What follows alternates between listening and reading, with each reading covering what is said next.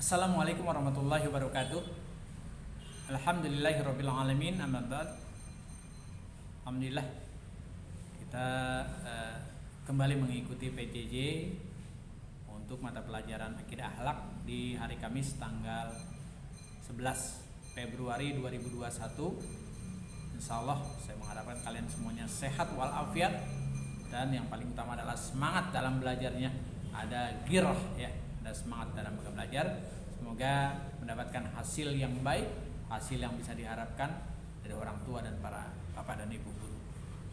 Nah, untuk kali ini kita sudah masuki bab yang kedua tentang perilaku menyimpang dalam pergaulan remaja.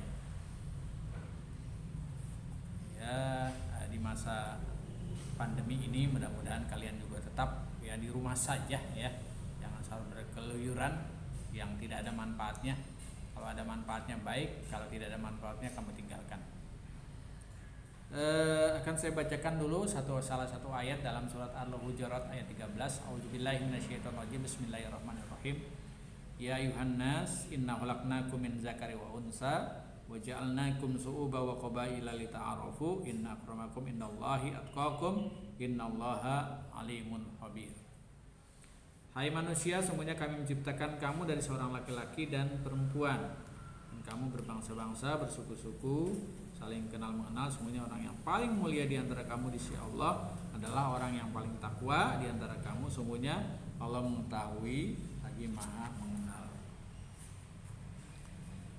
Di dalam bab ini memang banyak mengetahui tentang remaja.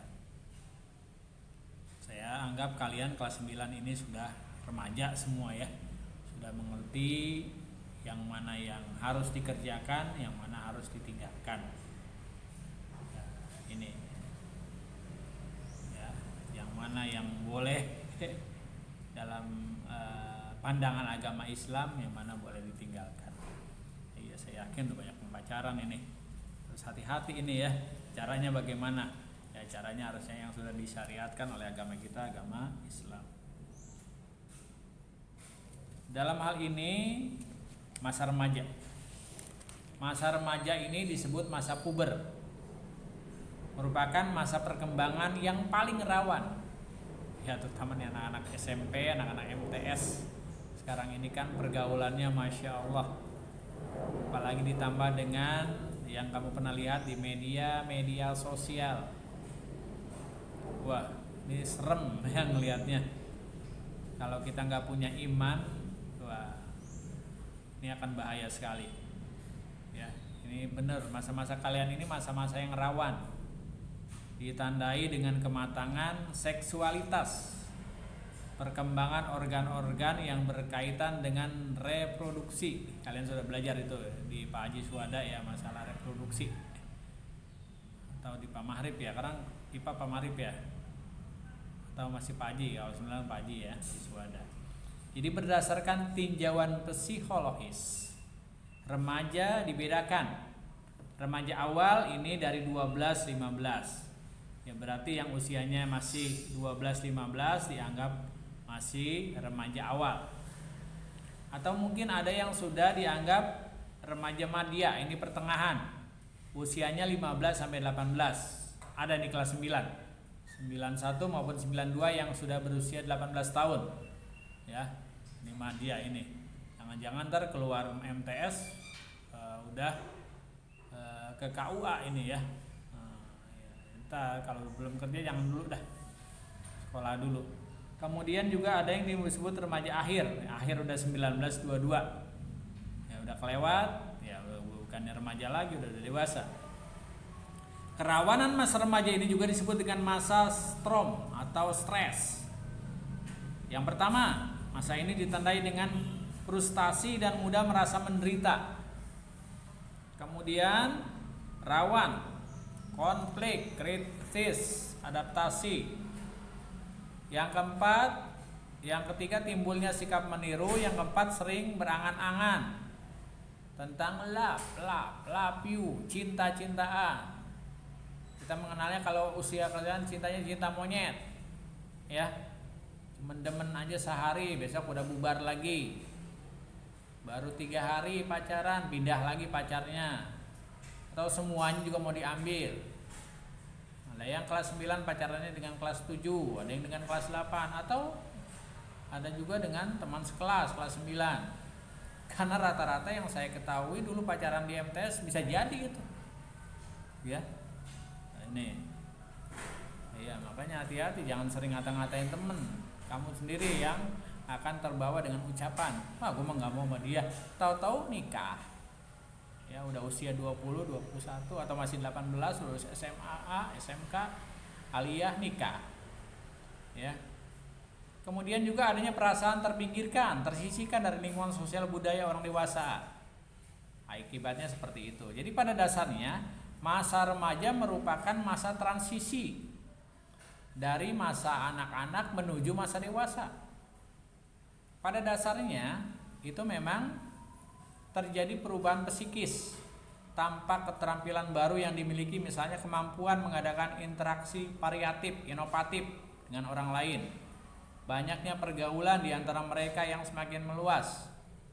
Jadi anak-anak yang sudah terlanjur dewasa padahal masih anak-anak. Karena apa? Sering melihat hal-hal yang harusnya ditonton oleh orang dewasa. Karena adanya media sosial ini mudah sekali kita melihat jangkauan kemana-mana. Ya, belum waktunya ya kita sudah melihat. Ya, akhirnya ya seperti itu. Banyak keinginan, banyak angan-angan. Ini yang tadi yang sering kali salah satunya adalah berangan-angan tentang cinta, love, main lap-lapan. I love you, you love me. Me and you lap-lapan. Seperti itu. Jadi perubahan ini ditandai dengan berkurangnya mengadakan interaksi dalam keluarga. Ini nggak pernah ngomong sama keluarga dan ini, dan nggak pernah orang tua nggak pernah tahu. Akhirnya apa? Membentuk komunitas baru yang sepadan dengan usia mereka. Akibatnya terbentuk pergaulan baru yang menimbulkan konflik. Jadi kita sering berantem akhirnya sama orang tua. Inilah anak-anak yang sering terjebak pada lingkungan yang belum tentu benar sesuai harapan orang tua kalian. Memang agak berat. Agak berat kalau kita memang pergaulan yang tidak baik, pergaulan yang seperti itu kalau kita tidak mempunyai iman dan takwa kepada Allah Subhanahu wa taala. Ya, iptek perlu. Dengan adanya handphone dan sebagainya, kita juga mengetahui sebagainya, itu kan banyak inovasi dan kita menjadi kreatif, kita menjadi aktif. Iya, tapi harus kita juga perdalam keimanan kita kepada Allah Subhanahu wa taala. Artinya iptek tetap kita jalankan, tapi harus kita tanamkan imtaknya, iman dan ketakwaan kita kepada Allah Subhanahu wa taala. Maka harus betul-betul kita mendekatkan diri kita kepada siapa? Pada Allah Subhanahu wa taala. Yang harusnya betul-betul kita bisa menjalaninya. Sebab pergaulan sekarang ini pergaulan bebas sekali. Kalau betul-betul kita tidak menanamkan diri kita dengan keimanan dan ketakwaan kepada Allah Subhanahu wa taala, kita juga akan terjerumus dari hal-hal yang dilarang oleh Allah Subhanahu wa taala. Caranya bagaimana? Cara kita dengan pendekatan-pendekatan, dengan mengikuti pengajian. Ya, silahkan kalian mengikuti pengajian di mana-mana. Asal jangan jaga diri kita. Artinya apalagi sekarang musim pandemi seperti ini, ya kita jaga kesehatan. Kita tetap kalau keluar menerapkan protokol kesehatan. Jangan selalu berkerumun dan sebagainya. Ini yang menjadikan kita selalu dekat dengan Allah Subhanahu wa taala. Ya, jangan sampai hal-hal yang tidak baik, hal-hal yang buruk itu selalu kita lakukan. Karena ya ini kita akan mencerminkan kepada hal-hal yang tidak baik. Jadi dalam Al-Qur'an surat Al-Isra ayat 32, Allah Subhanahu wa taala berfirman, Bismillahirrahmanirrahim, "Wala taqrabuz zina innahu kana fahisatan wasa'a sabila." Dan janganlah kamu dekati zina, sesungguhnya zina itu adalah suatu perbuatan yang keji dan suatu jalan yang buruk. Hati ini melakukan zina, deketin aja nggak boleh, apalagi melakukan. Ya. Jadi kalau kita cermati firman Allah tersebut, ya, maka tidak ada alasan bagi kita khususnya kaum raja untuk berpedoman pada norma-norma dan etika Islam. Apabila kita melanggar larangan Allah, maka bencana yang akan didapat. Sebaliknya kalau kita tunduk patuh akan perintah Allah Subhanahu wa taala, maka akan menuai keselamatan dan kebahagiaan fid-dini wa dunya wal akhirah. Makanya harus selalu kita bacakan doa Rabbana atina fid dunya hasanah wa fil akhirati hasanah wa qina adzabannar. Maka ini membentuk kepribadian, meraih kecerdasan agar kita juga terhindar dari hal-hal yang dilarang oleh Allah Subhanahu wa taala. Jadi proses pembentukan kematangan kepribadian ini sangat rawan dengan berbagai pengaruh negatif. Bagaimana cara mengantisipasi pengaruh ini? Ya, dengan sesuai tuntunan Islam, maka seorang remaja harus pandai memilah-milah teman. Silaturahmi boleh, tapi kita pilih teman yang baik, teman yang selalu mengajarkan kita kebaikan. Iya kan, kita bisa saling tukar pikiran. Curhat dengan teman boleh, ada curhat yang bagus. Jangan mengenai pacar mulu ya. Jangan mengenai narkoba dan sebagainya. Wah, hidupnya udah akan baik. Jadi ini lingkungan sangat berpengaruh sekali ya dalam hal ini ya. Jadi kalau kita salah memilih teman di dalam pergaulan, dalam lingkungan, ini menyebabkan kita menyesal seumur hidup. Awalnya mungkin hanya coba-coba, adanya rasa tidak enak pada teman, kemudian kita bisa terjebak dalam pergaulan bebas yang akan menyesatkan kita sendiri. Nauzubillah min zalik.